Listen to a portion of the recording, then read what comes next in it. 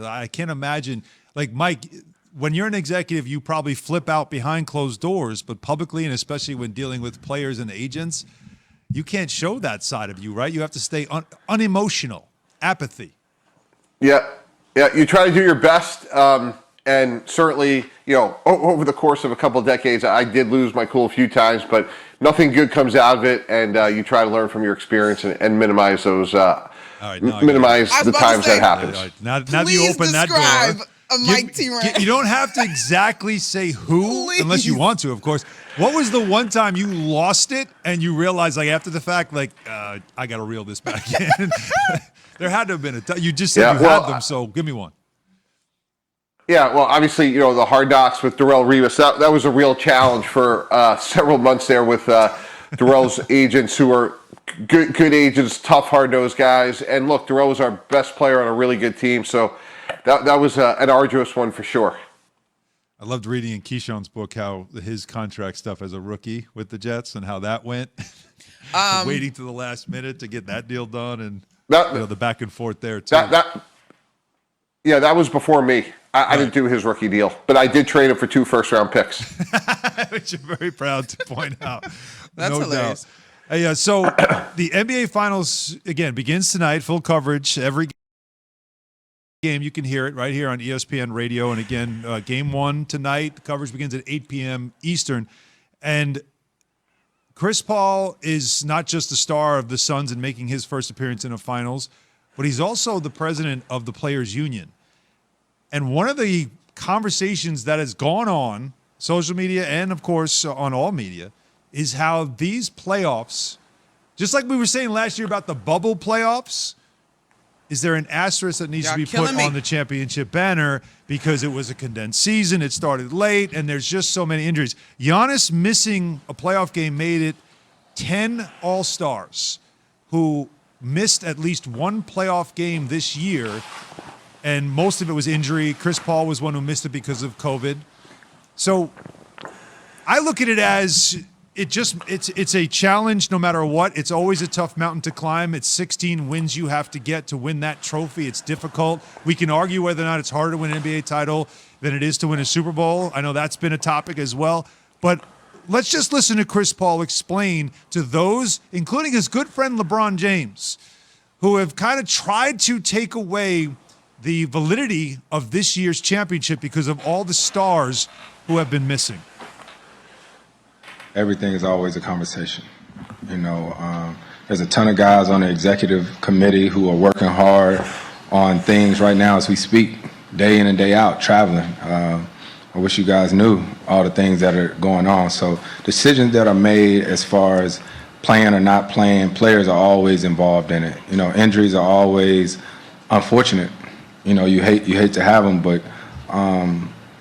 just like when we went to the bubble, everything was discussed as far as the players and the full body of players. Everything that's good for this guy and that guy might not be the same for that guy, but everything has always been a conversation, and it's going to continue to be that way. So, if people don't like it, then everybody got the same opportunity to be a part of all these conversations. So, Mike Tannenbaum, with your experience as a team executive, also the one as an agent, can you explain to those who don't know the insides of professional sports how things like this don't happen in a vacuum? And in fact, players, teams, everybody is involved in decision-making, such as, hey, we're going with a 72-game season and we're going to start December 22nd, despite the fact that our finals just ended in October. Yeah, Alan, I think Chris Paul just did a great job of explaining. Basically, this is a collectively bargained relationship. So if you're at an individual team, the Suns, the Clippers, whomever, you just can't say, hey, here's our days off, here's when we can practice. In the NFL, you have one day off, for example, every 7 days. So that's all collectively bargained, meaning that both entities have to agree to it for every team and every player. So I think the way Chris Paul explained it was exactly taking it behind the scenes. You're going to have committees, you're going to have votes, anything that's a mandatory topic, mandatory subject in terms of what you have to do for employment has to be voted on. In the NFL, for example, they just extended the collective bargaining agreement for 10 years. That agreement covers so many things that people don't realize, from health and benefits to how much players get for reimbursement, second opinions. It's comprehensive, and players have a rightfully very meaningful seat at the table, and nothing can be done unless they sign off on it. Monica, should there be an asterisk on this season because of the injuries, because of how short the season, compact the season was? I don't No? talk about it. Explain why it should. I know we're on a radio show, but I'm not supposed to discuss this. But this is stupid. This is absolutely stupid. And you, from the athlete perspective, Very simple. Injuries are a part of the game, and I think the one thing I don't know that LeBron was pushing back on the validity of this championship so much as he was acknowledging the foresight that this is a different he was cadence. saying the fans want to see the stars and you can't this year. Correct. But I don't know. I still think LeBron, of all people, would appreciate and respect the validity of a championship. But I understand he has issues with the way that this schedule came down.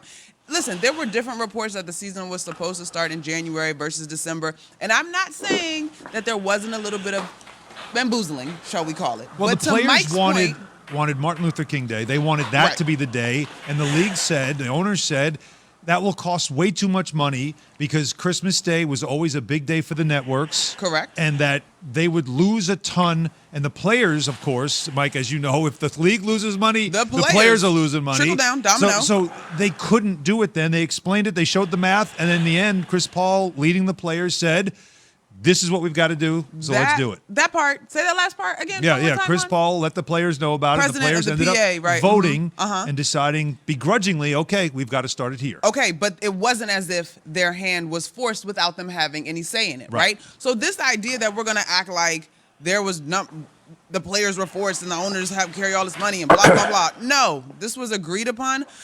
The other thing for me, in general, we all have to extend ourselves, our teams, the ownership, the negotiating process, a little bit of grace. No one has lived, at least not I haven't, I don't know about you or anybody you know, Mike T. No one has lived through a pandemic and had to make concessions to still figure out a way to do their job. Right. The bubble was one feat in and of itself. Congratulations to all involved that pulled this off. But we're going to deal with this effect from that bubble season, not just this season, but next season. So we're going to keep putting asterisks in our history books? Like, what? The entire globe has an asterisk. Okay, let's move on. Let's get past it. We've lived with an asterisk for the last 2 years, basically. Mike, do we get back to normal next year, or do we still talk about the after effects now of a condensed season? And how is the NFL? Now, this has nothing to do with the pandemic. The 17th game now, an 18-week season, 17 games, that comes this fall. That's something that's been talked about for a while. But I imagine whoever wins the Super Bowl this year, there'll be this discussion of that extra game cost this team and they weren't strong enough to do whatever. Do you see that as whether it be an excuse or a reason that a team could bring up or a player could bring up this year for the NFL?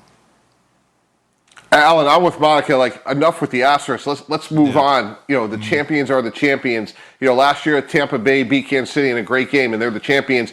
What's interesting about 17 games, similar to the NBA discussion, is there's give and take, which was the league went to 17 games. The players had to sign off on it. There's one less preseason game. Now, obviously, that's a difference because most veterans don't play in that fourth preseason game anyway. But there's a lot more money, a lot more revenue. These collectively bargained relationships are really partnerships. There's going to just be economic allocations. And I'm sure the way the NBA and the NFL handled it was very similar, which was, here are the facts. If we start on Christmas Day, here's how much more money is in the pot for everybody. If we start with a 17-game regular season, here's how much more money is in the pot for everybody. So when you get into these sort of bigger picture economic discussions, you're really sitting there as partners saying, hey, if we play in less games, there's less money for everybody. So I think there's a lot of transparency and goodwill on both sides. That's not to say that there's not a lot of disagreements, which I'm sure there are, and certainly I've been part of those. But at the end of the day, when you're talking about these long-term complicated relationships, both sides need to get along. And as far as like moving past the pandemic, I'm totally with Monica. Let's just move on. Like, that's ancient history. We've all learned from it. The best team is going to win this year, whoever it is, and they've had to survive a lot of bumps in the road, be it Milwaukee or Phoenix, and they should be congratulated for it. Right, and the best part is, too, is having the fans back in the building. I always say business is like a sandwich. No matter how you flip it, the bread always ends up on top when it comes to the final decision.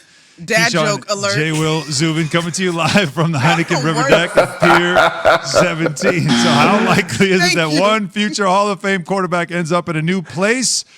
Mike's going to give us that answer next. Keyshawn, J. Will, Zubin, ESPN Radio and Sirius XM, Channel 80. Oh, I got loads of dad jokes. The bread. The Packers are